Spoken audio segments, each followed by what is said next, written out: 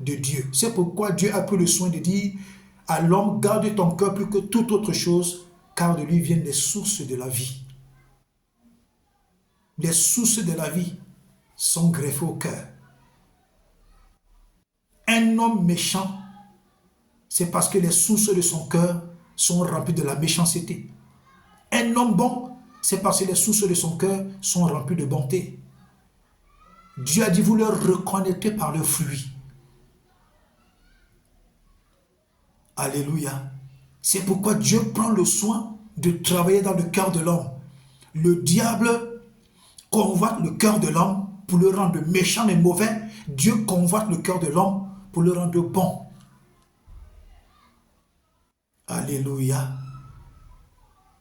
Quand Dieu dit qu'il transforme nos cœurs de chair, il transforme nos cœurs de pierre en cœur de chair, c'est parce que le diable effectivement transforme les cœurs des hommes en cœurs de pierre. Dans toutes les magies, dans toutes les confréries mystiques, dans toutes les confréries de magie, dans toutes les sectes pernicieuses, la première des choses que Satan tue, c'est le cœur de l'homme. Il transforme le cœur de l'homme en pierre. C'est pourquoi ces gens n'ont aucune pitié. Ils sont cruels parce que Satan a déjà mangé leur cœur. Leurs cœurs sont déjà transformés en pierre.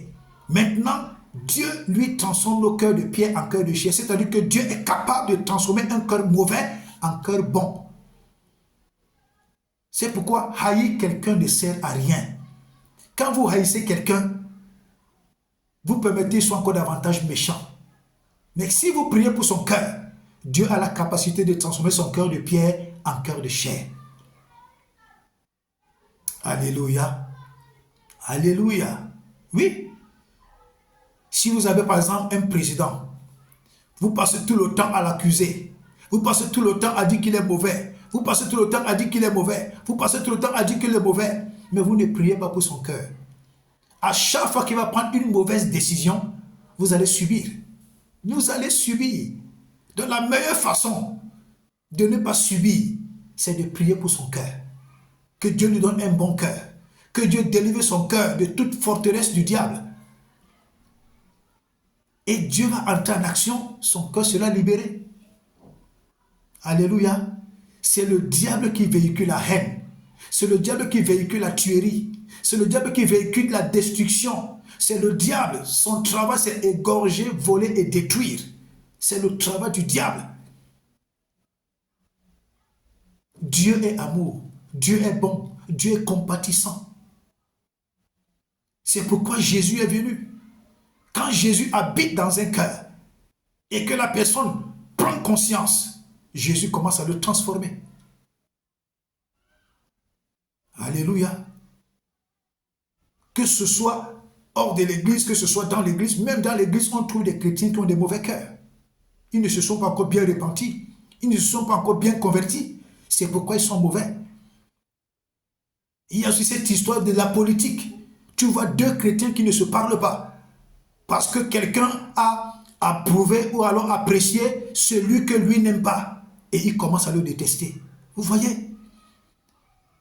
Les chrétiens se détestent pour des banalités. Les chrétiens se détestent pour des choses inutiles. Pourtant, c'est le chrétien qui doit véhiculer l'amour. C'est le chrétien qui doit véhiculer l'amour. C'est le chrétien qui doit véhiculer de l'amour.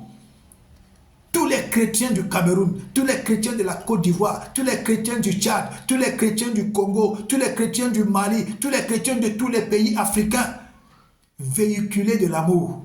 N'entrez pas dans les histoires de haine. Vous véhiculez de l'amour. Priez pour que ceux qui sont mauvais, leur cœur commence à être rempli d'amour. Et le Saint-Esprit va faire son travail. Personne ne peut dépasser la prière. Dieu a transformé Saul de Tarse.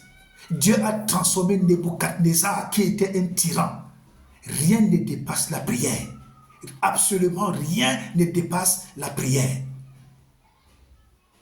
Alléluia.